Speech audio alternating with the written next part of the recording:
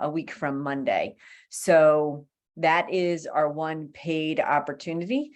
So that would be, it is $600 a seat. And I thought some folks might ask what boot camp involves. So this is the this is the agenda for the week. It comes with a workbook, access to a Facebook group. And I know some of the folks that are on this call have participated in boot camp. So if you have any comments, if you want to put them in the chat so folks can see, thank you, Tim, worth every penny. There's a lot of conversation around best practices. If you have new customer success team managers, we often have teams joining so that they can participate and kind of get better conversation around how to present materials, etc. Tim says, send all the staff, just pack them all in there. If you need a link to that, let me know, and I can happily share. So I will stop sharing now. Thanks, Jeff. So Jeff put in the comments, agreed, especially for newer users, great environment to learn and share ideas. It is a good way to first just think through your process. So if you're new or trying to figure out what you want to deliver regularly and how to get the work done, it's a good way to work on documenting your process. The goal is to build out your first presentation to be able to deliver and really walk through what type of assessment you want to build, what kind of reports you want to include. I will show, actually, I'll grab the link to the sign up. So if anybody's interested. Now, it is Monday. It's going to be the first 4 Mondays in October. And it is, I think at 3 o'clock in the afternoon, an hour each week. You do get an hour worth of homework. And like I said, a workbook. If you're interested by chance in just a recorded version, this is just on demand. So our last one is recorded, and that's just $300. So the 2 registration links are in the chat if either of those interest any of you. So with that, I will bring up some of the topics that folks have chatted about this week, and I would love to get feedback. First, so I'm going to take the questions that I was emailed and would love to hear what folks think. First, I had someone ask me who folks recommend for incident response. So is there a company that you like, a human that you like, a training that you like? Would love some people to come off chat. I didn't have any personal feedback for them. Tim, I figured you would know a guy. We're going through it right now. Did you say you're going through it right now, Kirk? Yep, we have a company that we're building up a template for us and then using it for clients, since pretty much any incident that we experience, they're going to experience because of the tools we use. So we've got a good deal with them that they're everywhere that I found that would do it for us was going to be like minimum $15,000. And I was able to get this company for about $5,000 to do it for us and template it for others. So we're finishing up that process now. We should have it done in the next few weeks, and then that'll be in our Q4 agendas and recommendations. So perfect. That's awesome. Barney, is the question at like helping me build out my breach incident response as an MSP, or like people who can do incident response? I will read you that question. It said, if we or one of our partners have a suggestion of someone for incident response when a breach occurs. So we can help. Sorry, go ahead. It's okay. I was just going to say, the default answer I have for that is if you have insurance, they tell you who to use. So we don't get to be the incident response if our customer is putting an insurance claim. 9 times out of 10, that is true. What I was going to offer was we do an incident response class and have, can help you build out an IR plan for yourself as well as your clients. So I don't want to promote me. I don't want to promote me and my stuff, but I can. But that's you as compliance risk, right? .io. Yes. Okay, so if anybody's asking, that is. Yeah, I don't want to promote my stuff, but I'd be glad to help. We have classes that we've run on IR planning and prep and policy and procedure and documentation. So happy to help and happy to give Lifecyclers a nice deep discount. Lifecyclers like nice deep discounts. Yeah, not free, Kirk, but yeah. Now that I know you paid $5,000, I'm going to charge $499.99. Teasing. Flash sale, right? Group buy immediately. Sign up before the end of the hour and you can get, yeah. Okay, perfect. Hey, Marnie, also there was a session you guys did a few months back where Huntress shared some of their like example templates. Yep. We farmed that for a bunch of stuff to improve our IR. So I'm glad you said that. I can pull that up in the, Mark, could you go on the YouTube channel and search Huntress? And they did it was our weekly workshop with Huntress, or do you mean the webinar that we did with Huntress?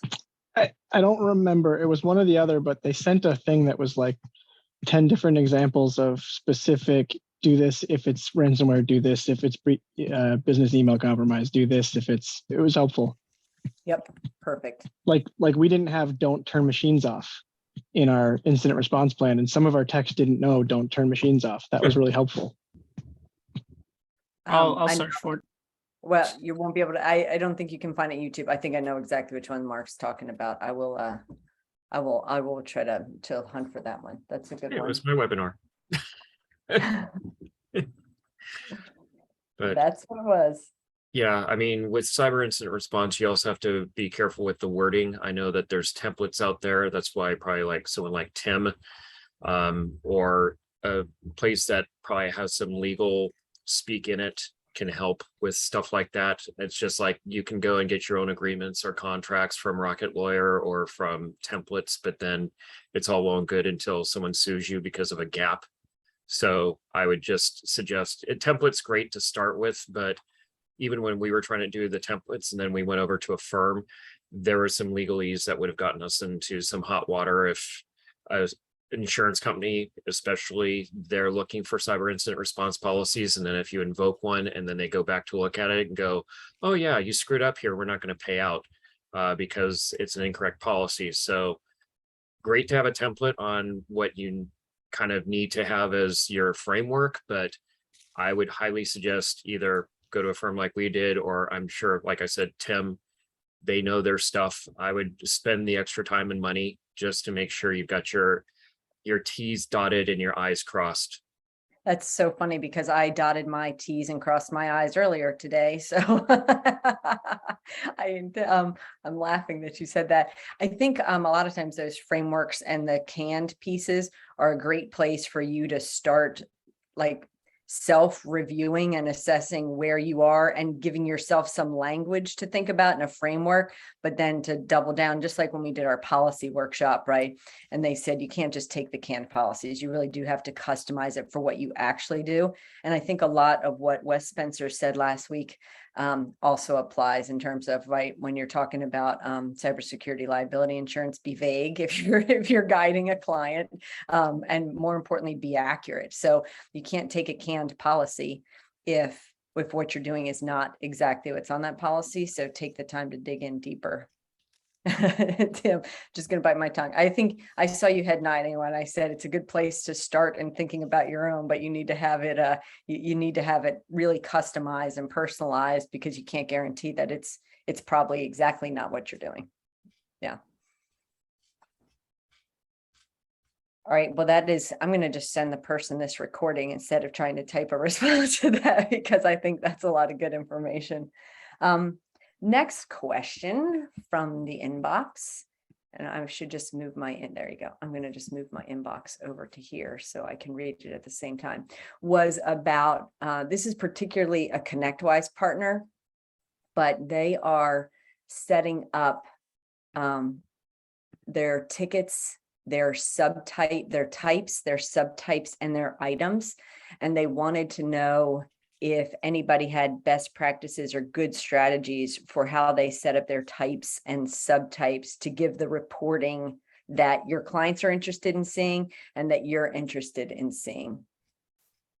We actually cleaned ours up about 3 to 4 months ago, and it's always, let me dig that up because I like the way that it starts kind of general and then specific and then very specific. And at one point we were duplicating a lot of things in type and subtype. There was a lot of confusion. So we actually had a meeting and we dug into it, and what's needed, what's not. We actually like exported it to an Excel spreadsheet and then X'd out or renamed. So that way, like you've got install, troubleshooting, kind of the types are easier to understand as opposed to some vague terms. So let me dig that up. It's the whole incident versus problem versus task. Well, there was an incident which has caused a problem, and I now have a task to do with it. Which of the three do I associate? So yeah, I would love that. Does anybody else have thoughts on, or are they thinking, yeah, I want Kirk's list too? If somebody else has reviewed it recently, let's steal that.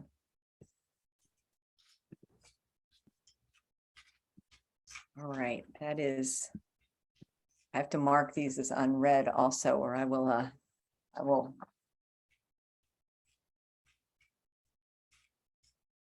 taking notes as we go.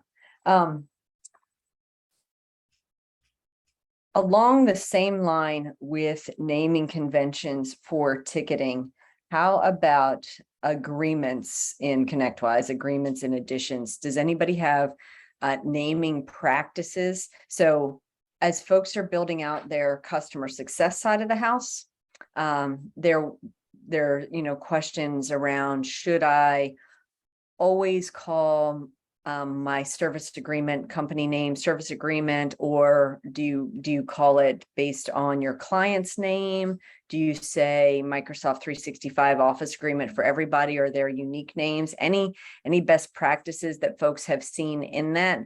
Or are there no practices around kind of your naming conventions for your agreements?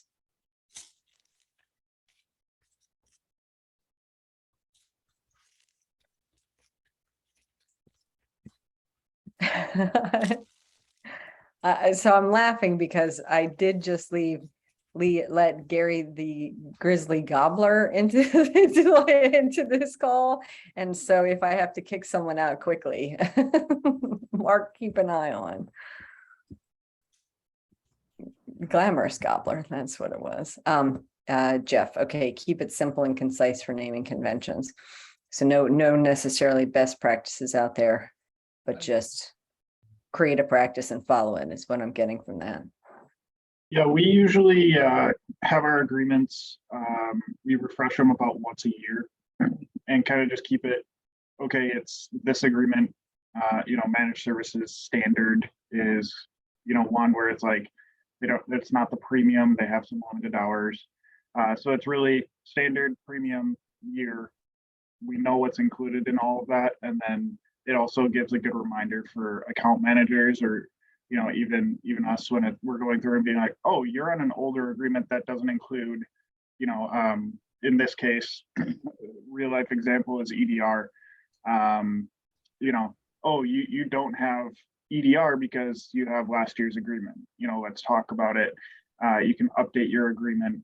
It's a little easier to remember products that you may have added in previous iterations. That's a good idea. Okay. Along the same lines, how about I'm thinking product catalog now. So we're looking at ways to automate the stack alignment component in customer success.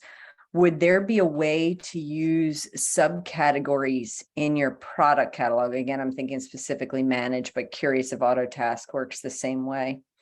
So that we could limit so say we wanted to pull up your product catalog so you could add an item to your stack, but we don't want to pull up 9,000 products. Are there subcategories, for example, managed service products that you would want in your stack for stack alignment? Is there a way to categorize that would help limit a list? Any ideas on that one? I think we could probably do it with the naming convention that we use for different types of products. Do you think that is, so it would be fairly easy for you to limit the list based on the naming convention or search? Because Yeah. Okay, Yeah, so our product is called Max Care, and anything that is Max Care related, the product numbers start with an MC dash. We have hosted services like Microsoft 365 or other, services like that. Those all start with an HS dash something. So we could very easily, pull some of those components that way. okay. Well, that's even helpful just to know that, a search that would filter, right? So not an exact match, but if we could get down to MC, that would limit a list to you. So you're not trying to scroll through 6,000 things. Because that's what we're trying to kind of help on. Yeah, this is Wes. I think product category and subcategory would be extremely useful because we could treat it just like we do configurations now, right? When we're choosing which types of configurations get pulled over into an asset, we could do the exact same kind of thing with which products get pulled over from the catalog. Check the box by the product categories you want, check the box by the product subcategories you want, and those get pulled over, and you ignore the 10 or 20,000 other items that might be in that catalog. Okay, so on ingest, instead of client by client, we would want to just say like, I'm only planning on looking at these. So I'm thinking about in our like our company type where you can pull over active, inactive, unknown, etc. And most people are only grabbing over active assets. So you're saying if we pulled over the categories and subcategories, you could just select from there and it would automatically self-reduce to a reasonable list. Okay, that's good. That's very helpful. All right, so I cheated. That question was for me, not for a partner, but in the long run, it'll pay off.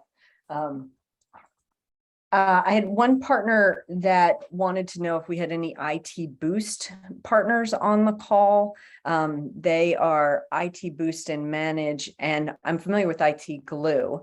Obviously, we have an integration with that, but they wanted to know, they are aggregating companies. One of them uses IT Boost. They're hoping to get into Lifecycle Insights. We don't have an IT Boost integration, and we're curious if there was any syncing from anything in IT Boost to Manage.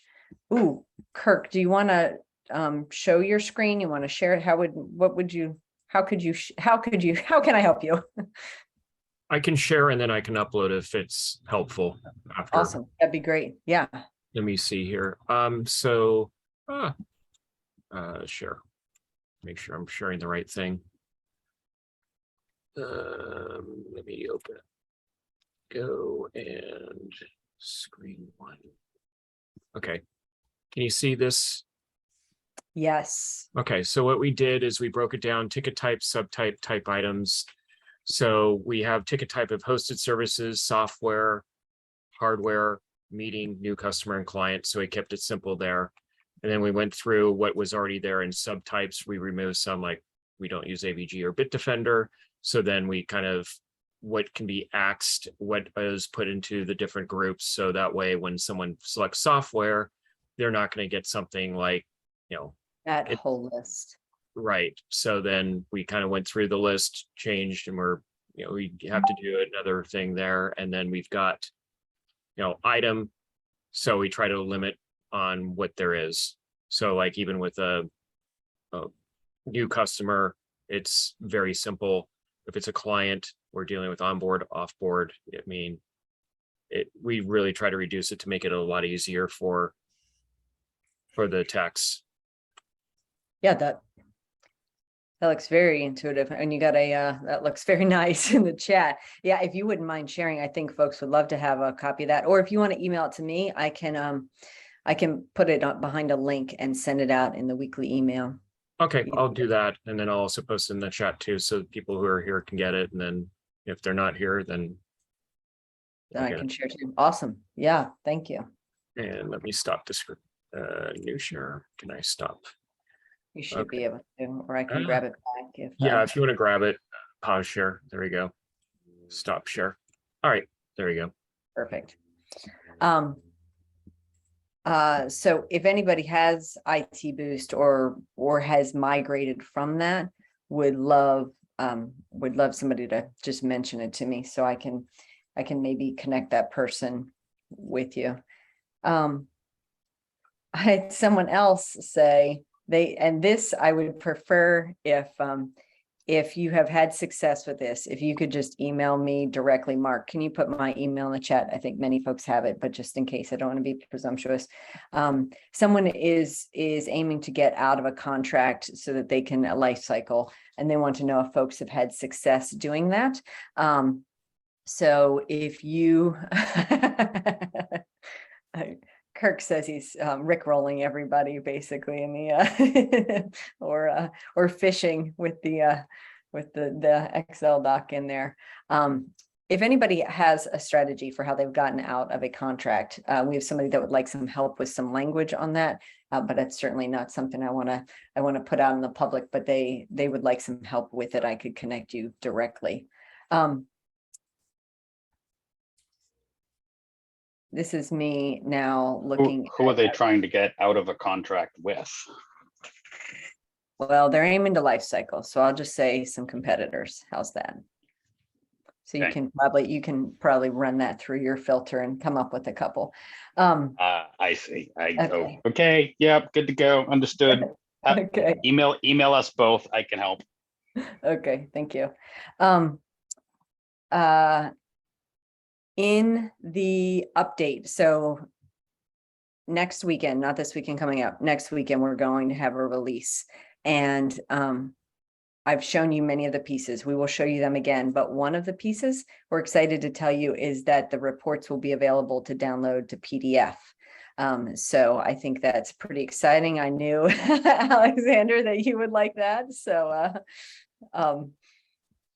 that is certainly a step in the right direction. As a matter of fact, I might be able to, if they rebuilt the site, I might be able to give you a sneak peek into a new the new view on the asset list report too. So let me MFA over here and see if I can if you want a sneak peek. All right. I showed this on a call earlier and Mark was curious what whose site he was looking at, but it was ours. All right, here's the sneak peek for the asset list. So we're changing the chart at the top to make a little more actionable items.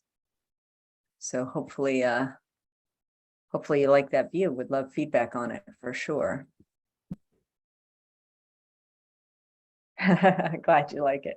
And I've already shown that I think many people have seen the recommendation roadmap piece with the board view, which is already lots of folks are already wanting to see that in the platform.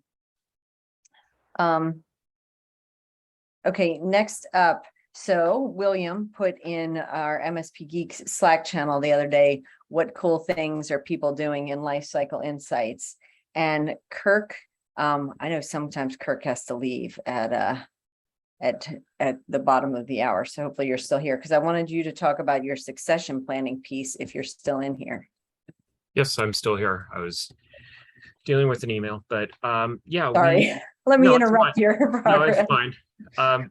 Yeah, for us, that is a question that we ask is we have some unrelated technology questions that we ask. I mean, we ask about their, do you have insurance policies? And I go beyond just the cyber liability because again, I don't want them going under. So making sure that, hey, do you have your workers' comp?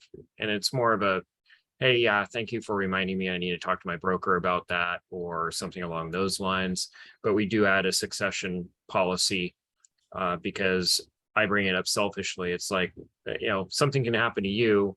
I still want to get revenue from your company. So what do you have, in place in case something happens to you or ownership? And 90% of the time it's like, oh, we don't have one, but that's a good idea. So I think and what I try to come across as a trusted business technology partner, but more or less being, if you are both business owners, then it builds a better rapport with the businesses that you're not, the quarterlies just don't come into, hey, here's 10 items. You're going to need to pay us $50,000 over the next 6 months to get these things fixed. It's, here's some things that, we're not going to make any money off of you. We're not saying you're going to get ransomware if you don't do this. It's more or less looking out for your business. So that's kind of where I assist. And then also having those conversations of, how are the other parts of your business doing? You happy with your CPA and things like that. And you build up that rapport over time. And I sometimes have quarterly business reviews that last over an hour, and half the time it's just talking business and not even tech. And I think that helps with keeping clients around. Well, it certainly helps with their relationship, right? And Right. as a trusted advisor. So William, I know I just let you back in. I don't know how much of that you heard. But Kirk was talking about his succession planning piece and how part of that conversation for him is, I want that business to continue beyond, so that they can keep being a client, whether when the owner sells or whatever happens. So part of that is from that selfish perspective of I need to know that there's a business plan, but also just in that trusted advisor piece. So this was that question that you put in MSP Geek, right? About like what other cool things are going on. And I loved the question. So I went back today and wrote down some of the answers, but I was glad Kirk was on to describe that. William, would you mind talking about the budget for prospects piece? Yeah, 1 second. Let me get my headphones on. I was gonna say, are you someplace where you can't? I hate to do that to you. No, I'm at the office. I just got back a few minutes ago. Let's see if I can figure out my own technology. Hang on. Well, you sound good. It's just whether or not we're shouting out to the world is the question. Yeah, right. Well, now we're good. Okay. So as far as, don't you want to know if clients qualified and that they can afford you? And part of what we're trying to aren't we all trying to figure out how to separate ourselves from our competitors? And when you can roll in and be like, hey, here's an approximate 3-year budget before we sign any documents, they're a lot more trusting that I have thought through all of the challenges that they're facing. I literally did that this morning with a prospect, and basically I gave them here's an approximate 3 to 5 year budget. This is when things are going to come due based on what we know now. Obviously things will change, but this is going to be pretty close to what you're going to pay year in, year out. And he's just like, holy cow, literally never seen anything like this before. So I was talking with a prospect for us this morning, and we were kind of having this conversation, and we were talking about the fact that a lot of times, even though folks are paying monthly for managed services, they still very much think break fix.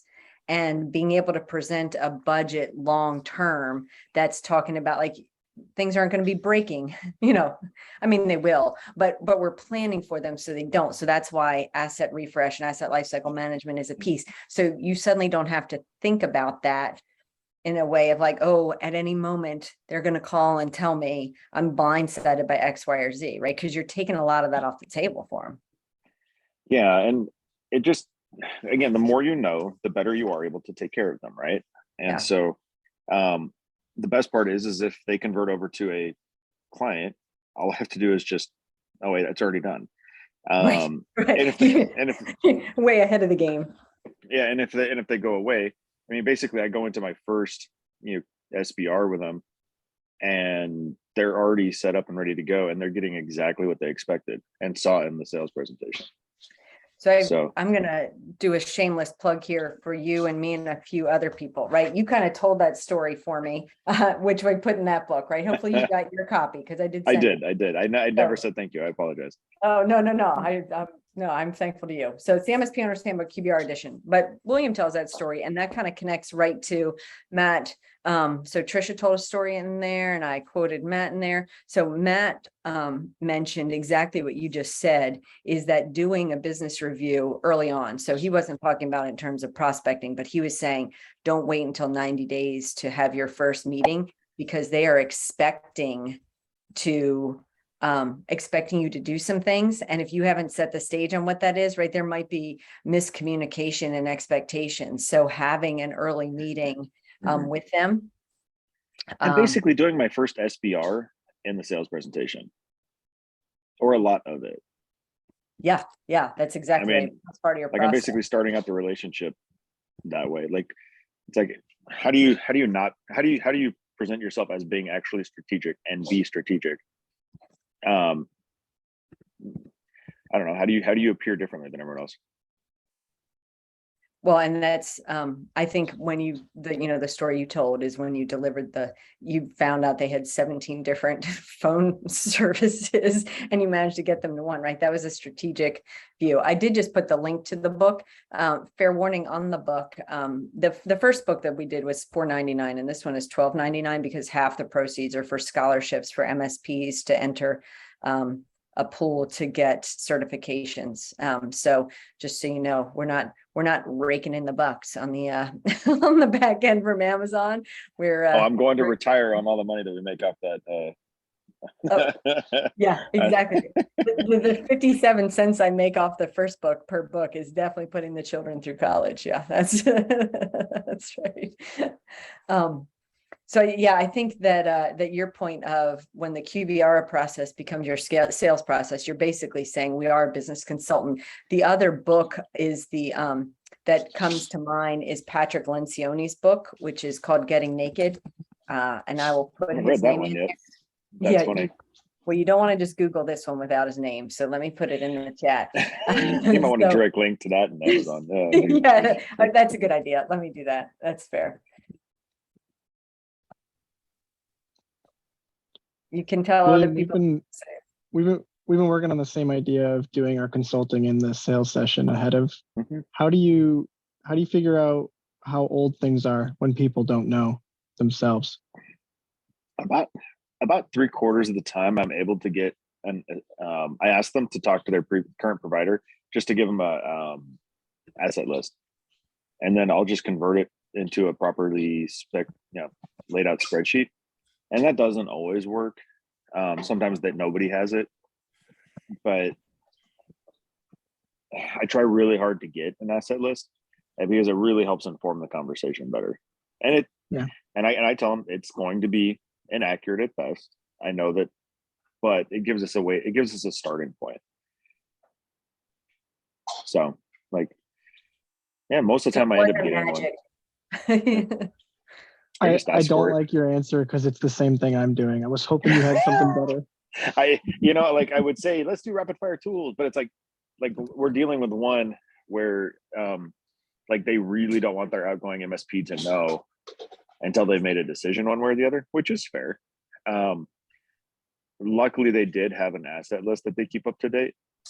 And so we were able to be relatively accurate in all of our what we need to do for the next 2 or 3 years.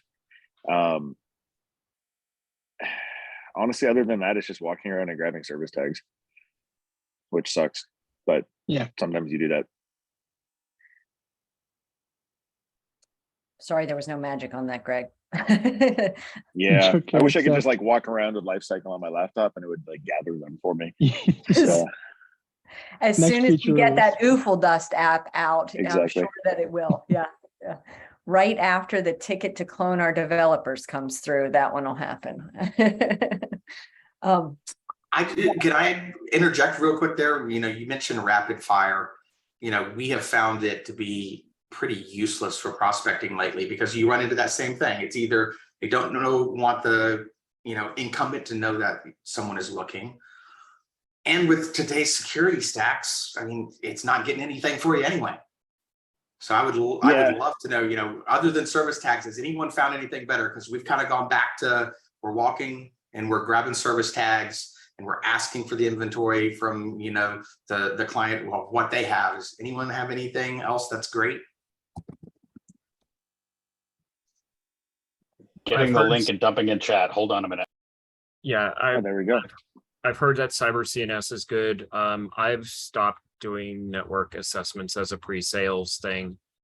I didn't have the best traction with it that I'm sure some other people do, but at the end of the day, it's kind of like you do this executive report, you've spent this time and money on it, and then what happens with the report? For me, it's we'll go back to our IT people and complain, and then they get back to us, and it's like, okay, well, they admitted that they need to do some corrections, so we're going to give them that time, or they offered us a discount because of this, or they don't see the same problems. Because I know with rapid fire, it's like it brings up every single issue, and many of them are very minor, but it makes everything in bold red of, hey, you've got a problem here. So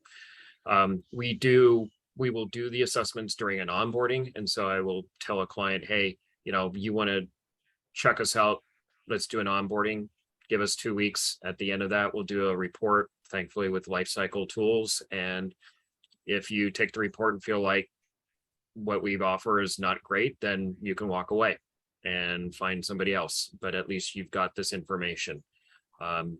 Luckily, no one has taken the report and left. They become clients because they see how in depth we are. But for me, it's just the time and resources to put into it to have less than 100% results on it is just, it's not worth my time any longer. But I know some people still use it and have great success, but just my opinion.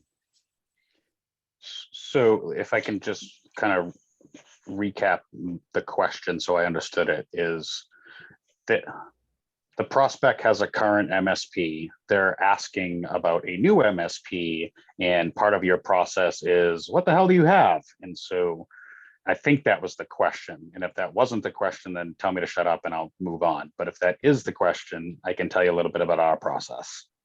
Yeah, so that's definitely the question. And, old school method, you go in, you roll out rapid fire, and, it goes out and gets you an inventory, and now it's no longer that way.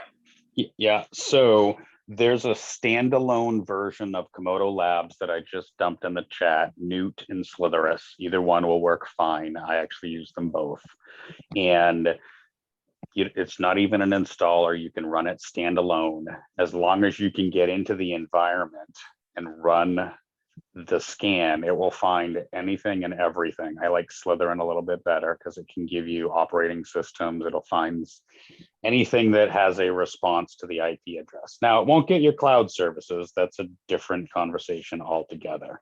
But that gives us a baseline, and we can do that without the MSP knowing, right? We can either, and we do it one of two ways. I either connect via Zoom or Teams or whatever with my point of contact at that organization, give them the zip file and allow them to run the scan and export an Excel document, and that'll give us some data on what they have and the operating system and all kinds of fun stuff without having to have full network credentials or admin privileges in the network or to even install a piece of software. So it's kind of stealthish to at least be able to get a start of what they have for hardware in the network. It won't get your cloud services, but that's where tools like Saslio can come in and look at and call. I'm not going to talk on Saslio's behalf, but they have the ability. Saslio is coming next week, so it's a good plug. Yeah, so they have, and I'm not going to let cats out of the bag, but I would reach out to John and be like, hey, what do you have for pre-sales tools? Or what do you have for us to have the ability to do some cloud scanning on some things? And I'll just leave it at that. You can go over and talk to Saslio and ask them, do you have anything that can help us with our pre-sales when there's another MSP involved in the cloud side? So for us, Slitherus or Newt, one of those two Komodo Lab tools, and they're cheap. It's like $200. And that gives us what's in the building. And then we can use that as a baseline to start building stuff out. It's a lot of conversational pieces, sort of pre-sales work, but then you can start generating some reports and generating some data like Kirk was saying, like trying to do that sort of 2-week onboarding session somewhat stealthy. And then, then you're just, you're showing the value right in the very beginning.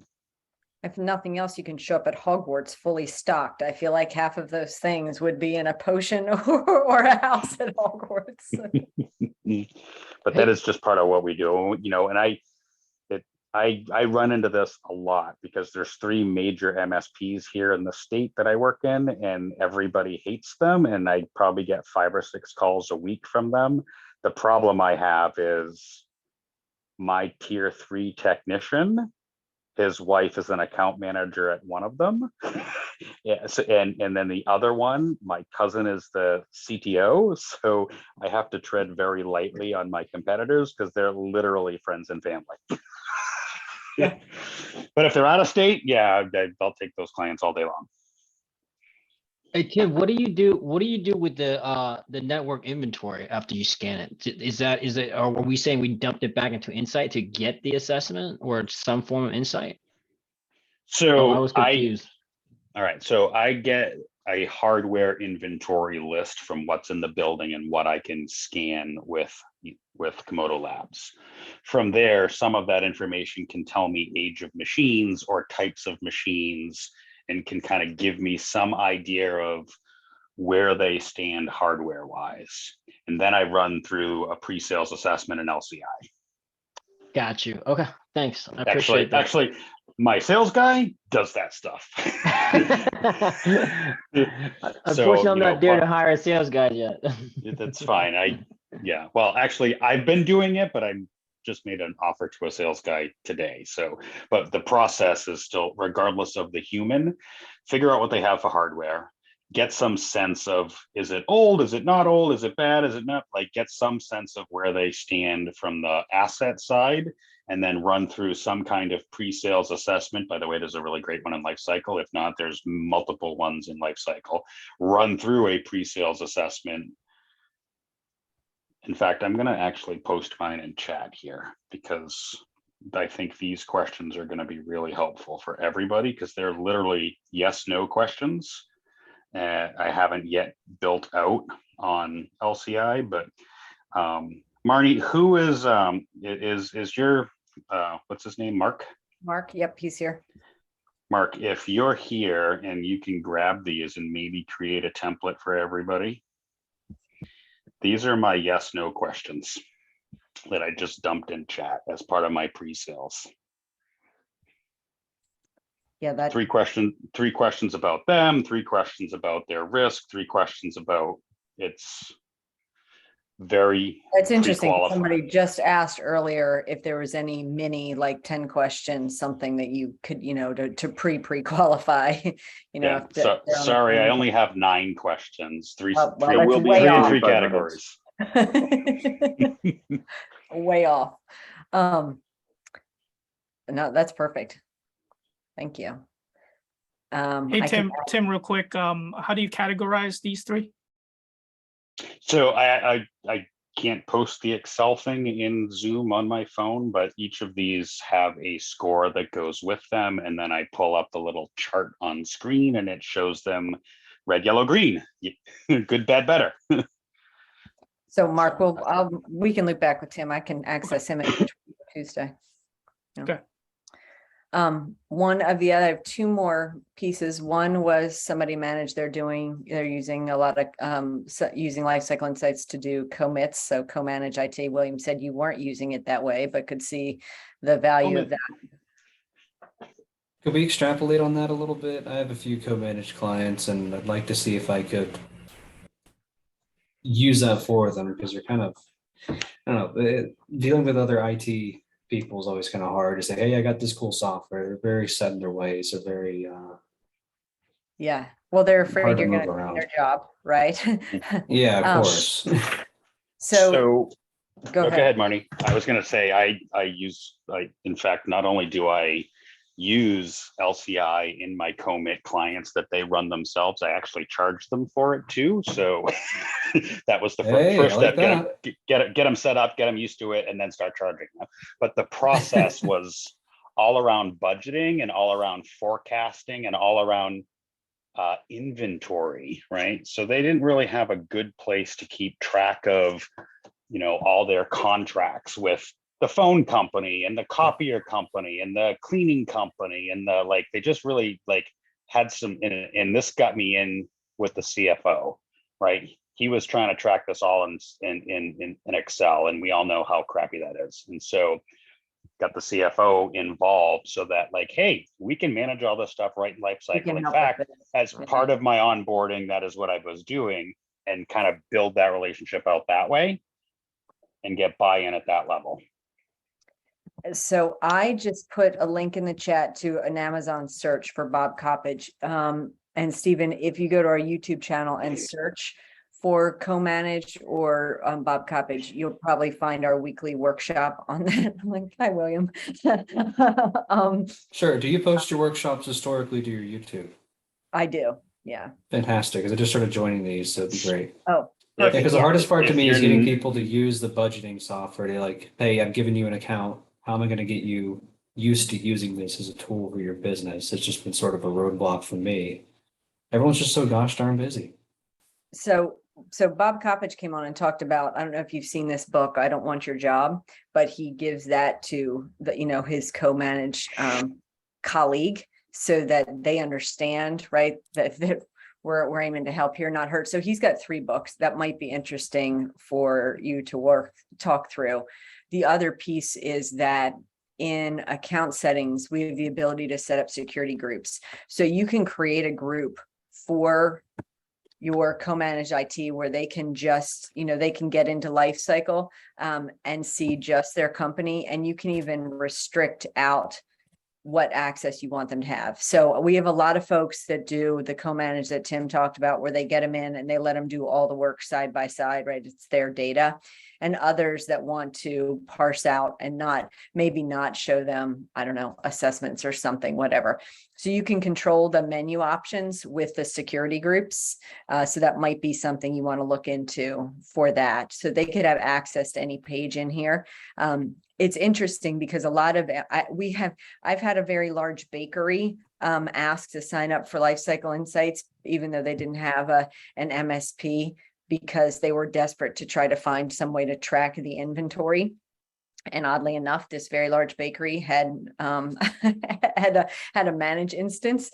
We didn't take them, but the enterprise companies do struggle. Larger companies do struggle with this tracking. So I think if you can show them how you can help them, you can provide value to them for sure.